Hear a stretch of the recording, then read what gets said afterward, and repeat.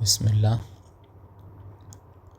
I'm gonna talk about extraneous tissue, which is basically floaters.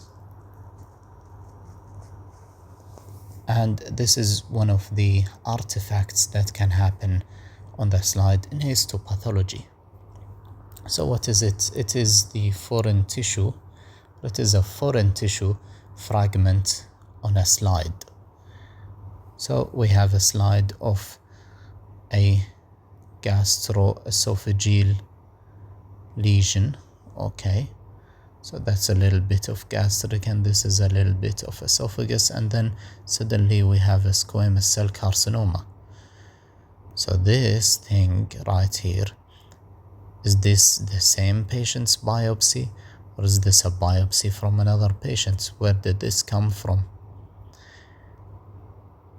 This happens in 0.6 to 2.9, or let's say 0.5 to 3% of slides, and in 0.3 to 3% of those numbers, it can be diagnostically dangerous and difficult and harmful to the patient, and it is very significant if the patient has malignancy, if those cells have malignancy.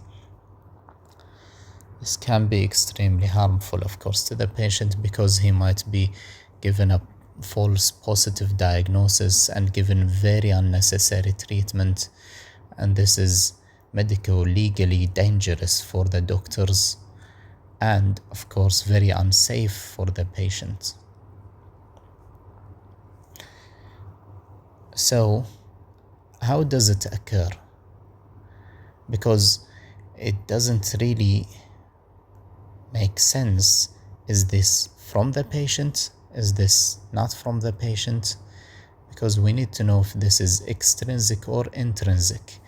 So we'll understand how it occurs by understanding some sensible facts. So the patient's tissue could be the same tissue of the same patient. However, there are two containers for this patient. Container A, which has this type of tissue from the stomach, and container B, which has this type of tissue from the colon, for example. Okay, so different containers contaminating during, for example, surgery, where the surgeon puts that specimen into that same container instead, or the nursing staff, or whatever. It could be a different patient specimen. It could be happening before coming to the lab, and it could be happening after coming to the lab. It could be the hospital staff skin or hair or whatever. It could be anyone's tissue. Definitely the malignancy would be the important part, so that would probably happen during gross, if you're grossing a malignant tissue, and then directly after that you're grossing something else. So you need to keep your station clean. It could be happening with the processing machines.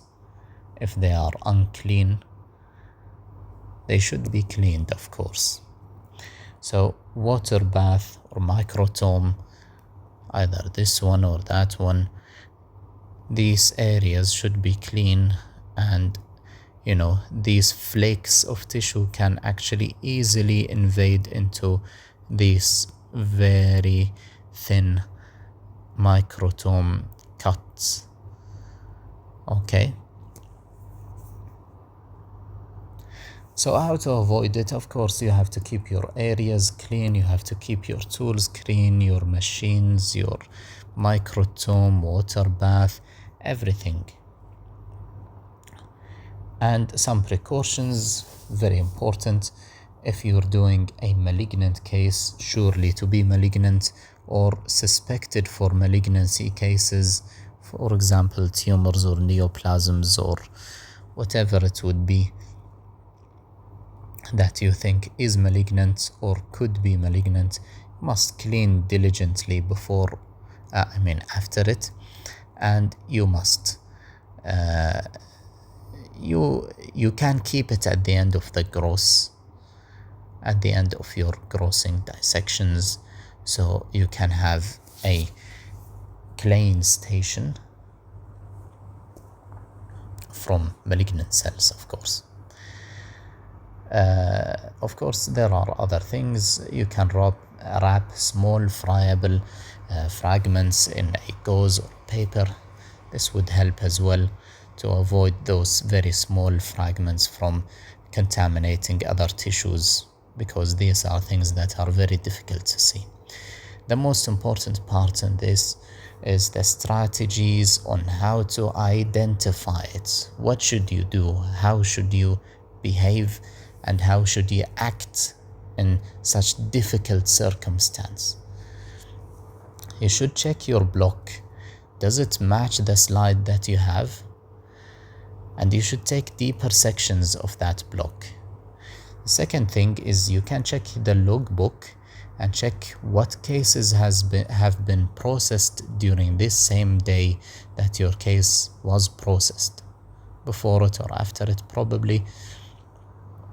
You can think about this in that tissue could have contaminated your tissue, and you look at those cases and you see if the tissue in your slide resembles it. Check the ink on that floater. You can check if it's inked, what color of ink, does it match that specimen you're suspecting it's from. And lastly, submitting additional tissue or submitting all of the tissue that you have if those methods fail, of course.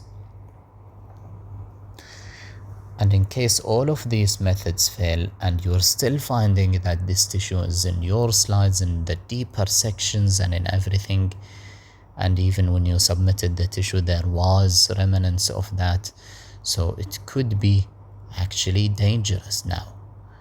So we're going into tissue typing, which is very expensive. It's a molecular genotyping, and it might be necessary in these exceptional, very exceptional cases. Of course, after that, errors can happen and we might not be able to find. So if failure persists to identify this tissue's origin, this case must be signed off with the diagnosis of that floater tissue and labeled as extraneous tissue. So, of course, extraneous tissue is a difficult word to say here, so I'm not sure. You might label it as possibly extraneous tissue. However, this is important to convey to the clinician, and you must document adequately what you say to the clinician and their phone number and everything. Of course, you give them the enhancement, or let's say some thoughts about probably the need to take additional biopsies, or they might actually tell you that this patient actually has something.